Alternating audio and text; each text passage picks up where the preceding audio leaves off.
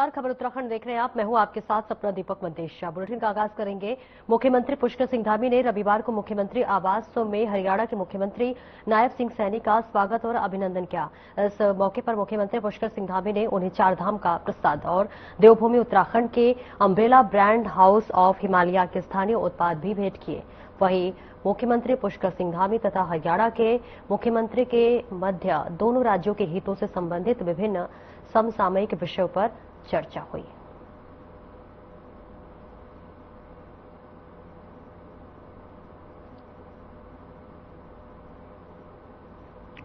तो तस्वीरें आपको दिखा रहे हैं जहां मुख्यमंत्री पुष्कर सिंह धामी से मिले हरियाणा के मुख्यमंत्री नायब सिंह सैनी और उन्हें देवभूमि का प्रसाद भी भेंट करते हुए मुख्यमंत्री पुष्कर सिंह धामी नजर आ रहे हैं। तस्वीरें आपको दिखा रहे हैं जहां शॉल उड़ाकर भी यहां पर स्वागत किया जा रहा है। चारधाम का प्रसाद और स्थानीय उत्पाद भी मुख्यमंत्री ने भेंट किए। तस्वीरें आपको दिखा रहे हैं देहरादून से, जहां पर हरियाणा के मुख्यमंत्री नायब सिंह सैनी को मुख्यमंत्री पुष्कर सिंह धामी प्रसाद भेंट करते हुए नजर आ रहे हैं, उनका स्वागत करते हुए नजर आ रहे हैं और इसके साथ ही साथ उन्हें फूलों का गुलदस्ता भी यहां पर देते हुए नजर आ रहे हैं।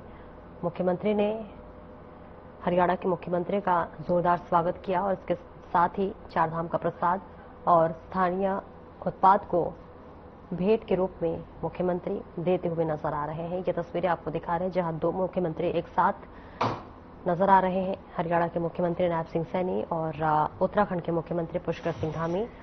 ये मुलाकात की तस्वीरें आपको दिखा रहे हैं जहां देहरादून पहुंचे हुए हैं मुख्यमंत्री नायब सिंह सैनी।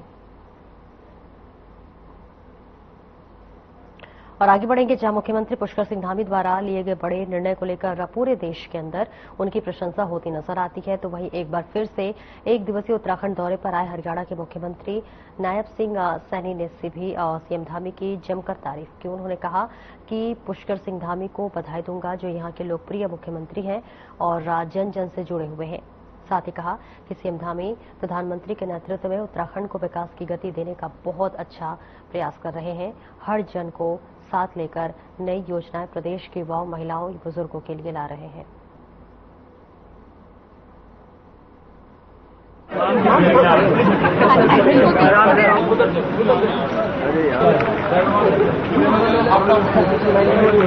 तो देखिए तस्वीरें आपको दिखा रहे हैं जहां हरियाणा के मुख्यमंत्री नायब सिंह सैनी का एक महत्वपूर्ण दौरा जो कि अभी हमने आपको तस्वीरें दिखाई जहां मुख्यमंत्री पुष्कर सिंह धामी ने मुख्यमंत्री नायब सिंह सैनी को गुलदस्ता भेंट किया, उनका स्वागत किया। इसके साथ ही साथ चारधाम यात्रा के प्रसाद भी भेंट किए और स्थानीय उत्पाद भी भेंट करते हुए नजर आए। लेकिन इस बीच ये तस्वीर आपको दिखा रहे हैं जहां पर मुख्यमंत्री पुष्कर सिंह धामी ने बधाई दी है और उनका स्वागत किया गया भव्य रूप से। तस्वीरें आपको देहरादून से दिखा रहे हैं जहां हरियाणा के मुख्यमंत्री नायब सिंह सैनी पहुंचे हुए हैं और यहां पर लोग उनका भव्य स्वागत करते हुए नजर आ रहे हैं। मुख्यमंत्री को देखने के लिए आप देख सकते हैं यहां पर हजारों की संख्या में लोग पहुंचे हुए हैं और मुख्यमंत्री से भेंट मुलाकात करते हुए नजर आ रहे हैं और इसके साथ ही साथ मुख्यमंत्री भी उनका अभिवादन स्वीकार करते हुए नजर आ रहे हैं। भव्य तस्वीरें आपको दिखा रहे हैं जहां पर मुख्यमंत्री पुष्कर सिंह धामी ने मुख्यमंत्री नायब सिंह सैनी का भव्य स्वागत किया।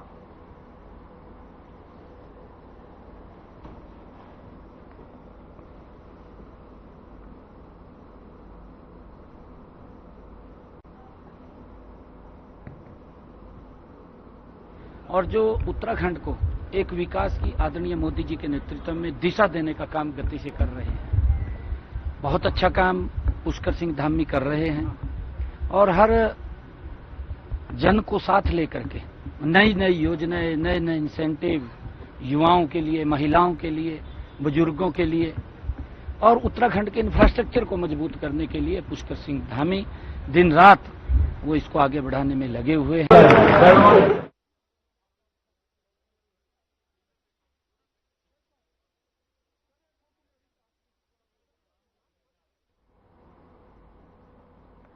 और देहरादून पहुंचे हरियाणा के मुख्यमंत्री नायब सिंह सैनी ने कांवड़ यात्रा को लेकर एक महत्वपूर्ण बयान दिया है। आपको बता दें कि उन्होंने कहा कि ये यात्रा भगवान शिव की भक्ति का प्रतीक है, जिसमें देश भर से श्रद्धालु हजारों किलोमीटर दूर से मां गंगा का पवित्र जल लाकर अपने गांव, शहर या मोहल्ले में शिवलिंग का अभिषेक करते हैं। सीएम सैनी ने बताया कि ये केवल धार्मिक यात्रा नहीं बल्कि आस्था, समर्पण और अनुशासन का पर्व है। हालांकि उन्होंने चेतावनी भी दी है कि अगर कोई भी शरारती तत्व इस श्रद्धा की आड़ में उपद्रव फैलाने की कोशिश करता है तो उसके खिलाफ सख्त कार्रवाई की जाएगी। इसके साथ ही उन्होंने जनता से अपील की है कि सभी यात्रा की गरिमा को बनाए रखें और शांतिपूर्ण तरीके से इसे संपन्न करें।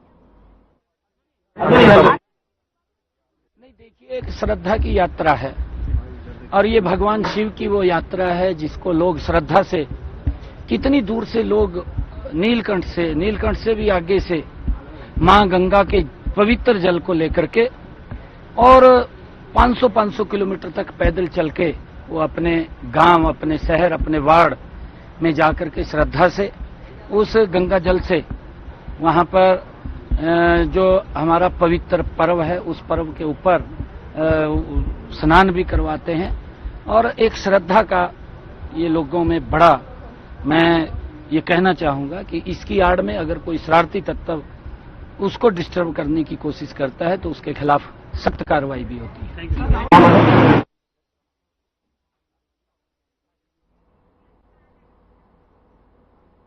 उत्तराखंड विधानसभा मानसून सत्र आगामी 19 से 22 अगस्त तक आयोजित किया जाएगा। इसको लेकर विधानसभा अध्यक्ष रितु खंडूड़ी भूषण ने तैयारियों की जानकारी ली है और इस दौरान उन्होंने कहा कि इस बार का सत्र पूरी तरीके से सुव्यवस्थित और तकनीकी रूप से उन्नत होगा। वहीं रितु खंडूड़ी ने कहा कि हम पूरी तैयारी के साथ मानसून सत्र करने जा रहे हैं और इसके साथ ही साथ इस बार विधानसभा में सभी व्यवस्थाएं फूल प्रूफ होंगी। विशेष रूप से ध्वनि व्यवस्था पर विशेष ध्यान दिया गया है। उन्होंने बताया कि आईआईटी रुड़की के सहयोग से साउंड प्रूफिंग और साइन इको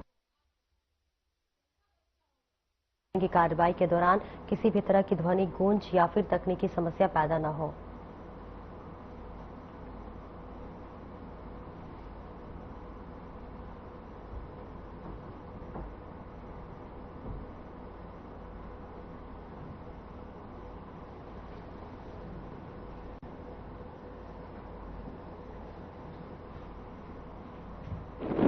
तभी हम विकसित हो सकते हैं और इसका देखिए मेरी पूरी तैयारी है। मुझे जैसे मैंने पहले कहा था, पिछली बार हम लोग ने यहाँ पर सत्र इसीलिए किया था क्योंकि मेरी वहाँ तैयारी नहीं थी। इस बार हम पूरी तरह से तैयार हैं।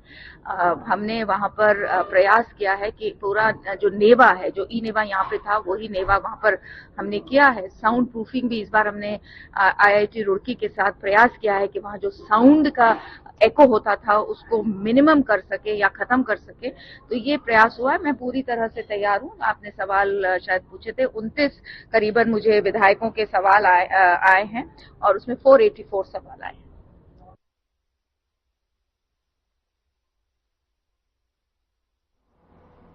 और सिंधामी को लेकर एक गाना क्या सामने आई कि गीत के कुछ बोलों ने उत्तराखंड की राजनीति में हलचल मचा दी है। सोशल मीडिया पर आए इस गीत को लेकर कांग्रेस और भाजपा आमने सामने आ गए हैं। कांग्रेस प्रदेश अध्यक्ष करण मारा ने इस गीत को प्रदेश की जनता की पीड़ा की अभिव्यक्ति बताया। उन्होंने सोशल मीडिया पर लिखा कि यह सिर्फ बोल नहीं है बल्कि उत्तराखंड की जनता की वो चीख है जिसे सरकार अनसुना कर रही है। ये गाना हर उस नागरिक की आवाज है जो अब बदलाव चाहता है। वहीं सत्ता पक्ष में ने विपक्ष के आरोपों पर पलटवार करते हुए इसे राजनीतिक बौखलाहट बताया। दर्जाधारी राज्य मंत्री ज्योति प्रसाद गौरोला ने तीखी प्रतिक्रिया में कहा कि जब कांग्रेस की जमीन खिसकने लगती है तब वे भावनात्मक मुद्दों का सहारा लेने लगती है।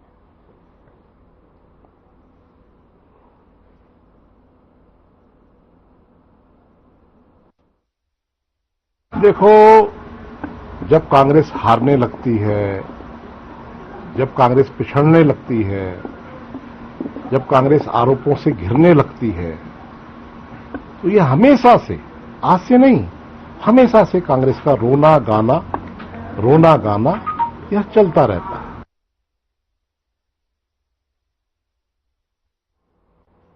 और रुद्रपुर में शनिवार को उत्तराखंड निवेश उत्सव में केंद्रीय मंत्री अमित शाह ने, आपको बताते चले कि जहां पर राज्य के जो है मुख्यमंत्री पुष्कर सिंह धामी की जमकर तारीफ की है और कहा है कि पहाड़ी राज्य में निवेश लाना बहुत कठिन काम होता है और मैदानी और पहाड़ी राज्य में निवेश लाने के लिए बहुत अंतर भी होता है।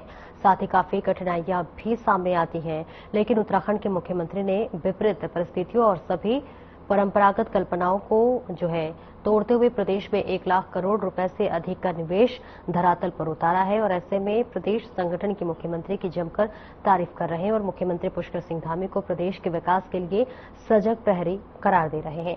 मीडिया प्रभारी मनवीर चौहान का मानना है कि उत्तराखंड को देश के सर्वश्रेष्ठ राज्यों में शामिल करने के लिए मुख्यमंत्री निरंतर प्रयास कर रहे हैं, चाहे वे रोजगार से जुड़ा हुआ विषय हो या फिर प्रदेश में निवेश से जुड़ा मामला।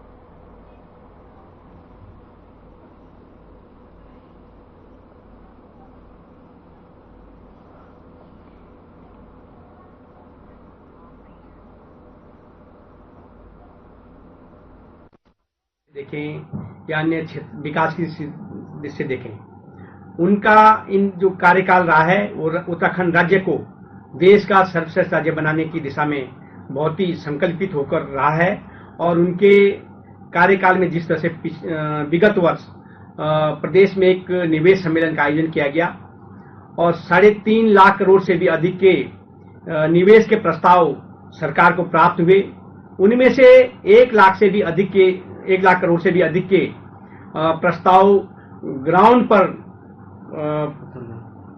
कहीं न कहीं स्थापित हुए हैं।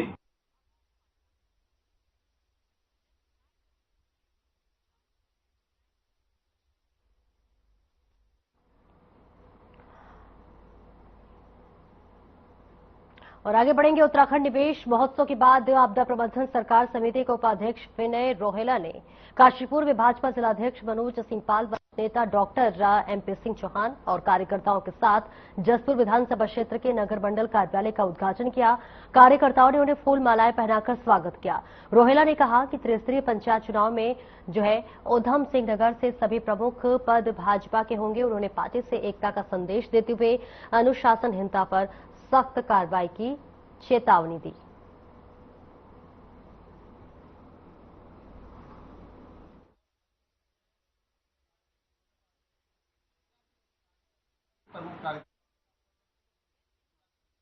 में और मुझे नहीं ऐसा लगता कि कहीं पार हो, क्योंकि अपने मंडल अध्यक्ष जी, जसपुर नगर के मंडल अध्यक्ष जी द्वारा एक मीटिंग का आह्वान किया गया था। इससे पूर्व अभी ग्रामीण मंडल में अपने भरतपुर मंडल की बैठक हुई, उसमें मंडल अध्यक्ष के आह्वान में जिलाध्यक्ष जी और मैं वहाँ पहुंचे और वहाँ पे सभी जिला पंचायत सदस्य जो प्रत्याशी हैं उन सब की भावी योजना की हम किस प्रकार से अपने इलेक्शन में आगे बढ़ेंगे, एक योजना पूर्व बैठक वहाँ संपन्न हुई और निश्चित रूप से जिस प्रकार से कार्यकर्ताओं के अंदर जोश खरोश और उनकी कार्यशैली है और भारतीय जनता पार्टी का मुख्यमंत्री जी के नेतृत्व में जिस प्रकार से गांव में काम हुआ है, उस गांव के आधार पर जो जनता का प्रोत्साहन और विश्राम कार्यक्रम हमारी पार्टी के साथ खड़ा है, उससे कहा जा सकता है कि हम सभी सीटों पर अपने काशीपुर जिले की सभी सीटों पर जीत रहे और और धामी सरकार के निर्देशों पर उत्तराखंड के 17,000 सरकारी स्कूलों में सुबह की प्रार्थना के साथ ही बच्चों को श्रीमद् भागवत गीता के श्लोक सिखाए जा रहे हैं, जिसे सभी सरकारी स्कूलों में अनिवार्य रूप से कर दिया गया। और धामी सरकार के इस पहल के बाद अब हरियाणा के सरकारी स्कूलों में भी बच्चों को गीता के श्लोक को पढ़ाना अनिवार्य कर दिया गया है, जिसको लेकर हरियाणा के मुख्यमंत्री नायब सिंह सैनी का कहना है कि उन्होंने भी कक्षा 8वीं तक के स्कूलों में इसे चैप्टर के रूप में शामिल किया है। साथ ही मुख्यमंत्री सैनी का कहना है कि भगवान श्री कृष्ण के मुखारबिंद से और पवित्र ग्रंथ से कुरुक्षेत्र की भूमि पर कर्म और ज्ञान के संदेश से प्रेरणा लेकर बुद्धिजीवी और अर्थशास्त्री आगे बढ़ते हैं, जो हम सब के लिए गर्व की बात है। और इस पवित्र ग्रंथ के शब्दों को पाठ्यक्रम के अंदर बच्चों को पढ़ाया जाएगा।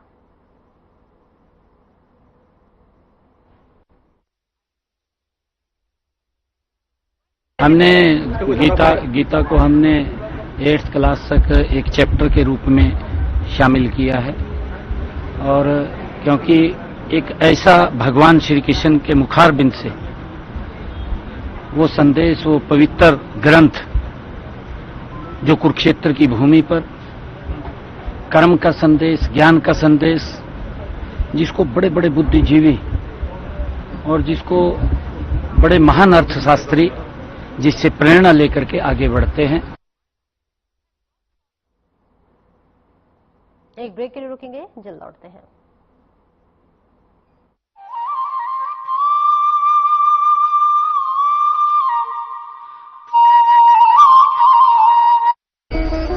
सावन की शुरुआत के साथ ही भक्ति और आस्था की कांवड़ यात्रा भी शुरू हो गई है।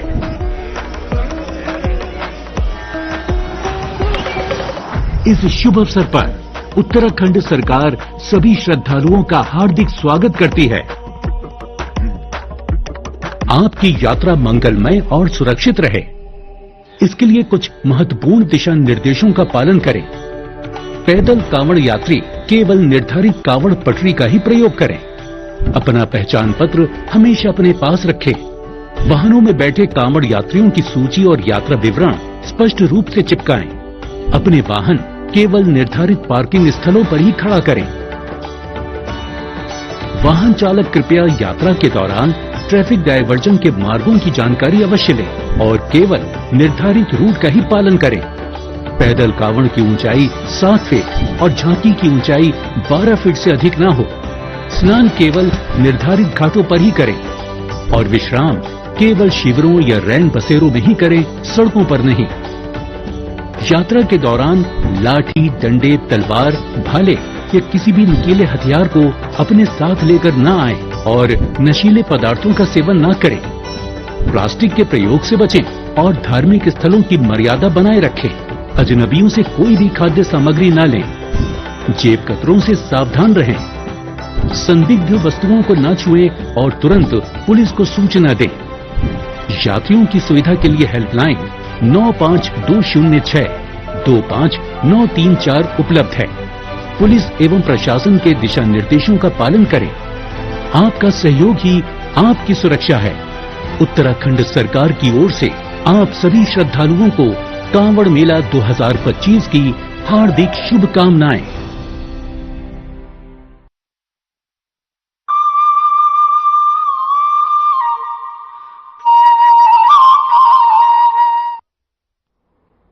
अब ब्रेक के बाद एक बार फिर से स्वागत है आपका। खबरों में आगे बढ़ेंगे। मन महेश्वर घाटी की हृदय स्थली के रूप में विख्यात और भगवती राकेश्वरी की तपस्थली रासी गांव से आगामी दिनों से शुरू होने वाली है और 6 दिवसीय मरना माई लोकजात पात की सभी तैयारियां शुरू कर दी गई है।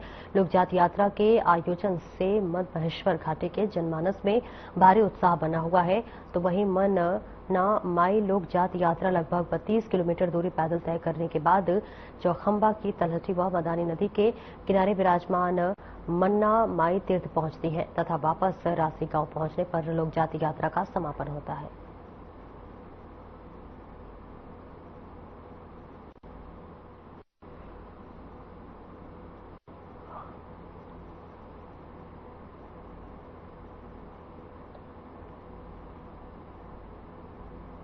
बीते दिनों मंगलौर नगर पालिका के पूर्व चेयरमैन और इसके साथ ही साथ आपको बता दें कि सभासद पति के बीच हुए विवाद को लेकर पुलिस ने पूर्व चेयरमैन चौधरी इस्लाम सहित कई समर्थकों के खिलाफ मुकदमा दर्ज कर लिया है। मुकदमा दर्ज होने के बाद सभासद पति एडवोकेट शफी ने मरहूम विधायक हाजी सरवत करीब अंसारी के कार्यालय पर विधानसभा प्रत्याशी रहे उबैदुर रहमान उर्फ मोंटे के साथ प्रेस वार्ता करते हुए पूर्व चेयरमैन व उनके समर्थकों से जान का खतरा बताया है। उन्होंने पत्रकार वार्ता में आरोप लगाते हुए कहा है कि विगत 2016 में चेयरमैन रहे चौधरी इस्लाम ने नगर पालिका में कई भ्रष्टाचार किए थे, जिनको उजागर कर जनता के सामने लाए थे। उनकी बातों से नाराज होकर रंजिशन पूर्व चेयरमैन अपने समर्थकों से जान से मारने की कोशिश कर रहे हैं।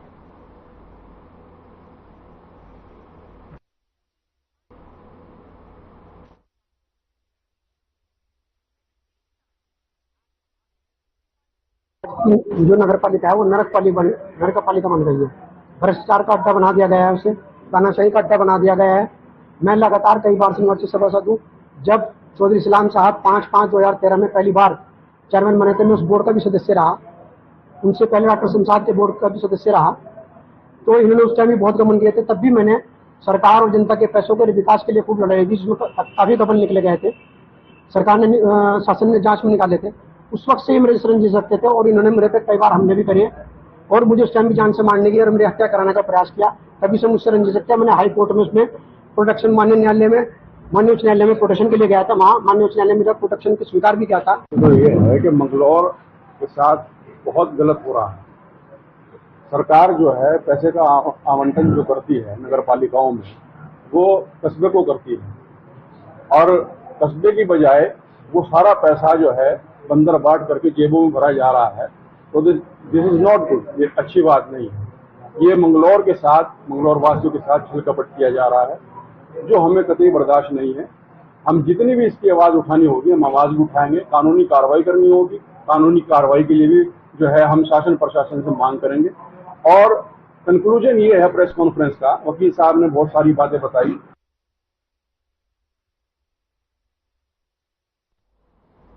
नगर निगम सभागार हल्द्वानी में अपर जिलाधिकारी विवेक रॉय ने अधिकारियों और कर्मचारियों के साथ बैठक की। साथ ही जलभराव और आपदा से निपटने की रणनीति तैयार की गई है, जिसमें 92 अधिकारियों को जिम्मेदारी दी गई है। नदी नालों की सफाई और अतिक्रमण हटाने को लेकर प्रशासन सख्त मोड में नजर आ रहा है। अपर जिलाधिकारी ने बताया है कि मानसून के दौरान जलभराव और अतिवृष्टि के कारण उत्पन्न होने वाले आपदा की स्थिति से निपटने के लिए प्रत्येक 2 वार्डों पर एक अधिकारी की तैनाती की गई है।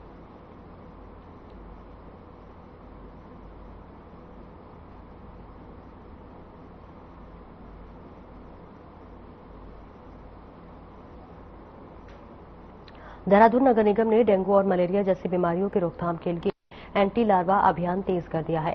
निगम की ओर से दावा किया गया है कि शहर के सभी 100 वार्डों में एंटी लार्वा छिड़काव और फॉगिंग की प्रक्रिया पूरी तरीके से की जा चुकी है। नगर आयुक्त नमामि बंसल ने बताया है कि सभी वार्डों को कवर किया गया है। हर वार्ड में हैंड हेल्ड मशीनें तैयार की गई हैं।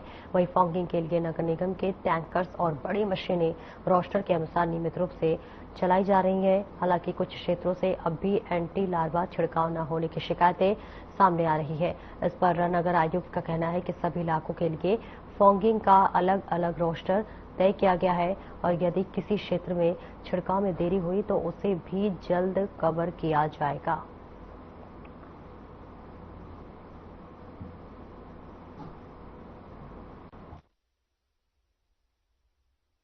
सारे इलाके हमने कवर कर लिए हैं। सभी समस्त 100 वार्ड्स में हैंडहेल्ड मशीन्स हैं फॉगिंग के लिए। लार्विसाइडल के जो हमारे टैंकर्स चलते हैं और बड़ी मशीनें चलती हैं फॉगिंग के लिए, उनके वार्डवार रोस्टर्स बनाए गए हैं और उनको भी कवर किया जा रहा है। उत्तराखंड के मध्य मानसून की बारिश लगातार प्रदेश के सभी क्षेत्रों में हो रही है, जिससे आपको बता दें कि जनजीवन फिलहाल अस्त व्यस्त होता हुआ नजर आ रहा है। पहाड़ों में भूस्खलन और मैदानी क्षेत्रों में जलभराव की समस्या सामने आ रही है। मौसम विभाग के मुताबिक 21 जुलाई से अगले 2 दिन देहरादून, पौड़ी, बागेश्वर और नैनीताल के अधिकतम क्षेत्रों में भारी से भारी बारिश को अलर्ट जारी है। मौसम विभाग के निदेशक विक्रम सिंह ने बताया है कि रुद्रप्रयाग, चमोली, उत्तरकाशी, पिथौरागढ़ जैसे जिलों के कई क्षेत्रों में भारी से मध्यम बारिश की संभावना है।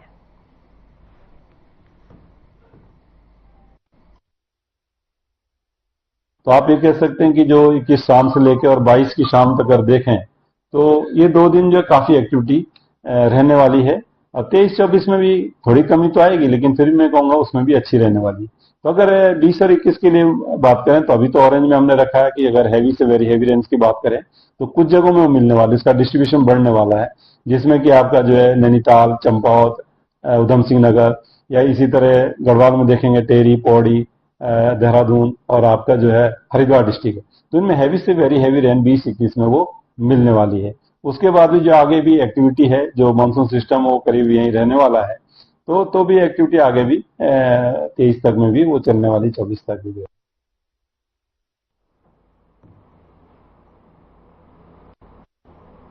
फिलहाल इस बुलेटिन में इतना ही। नमस्कार।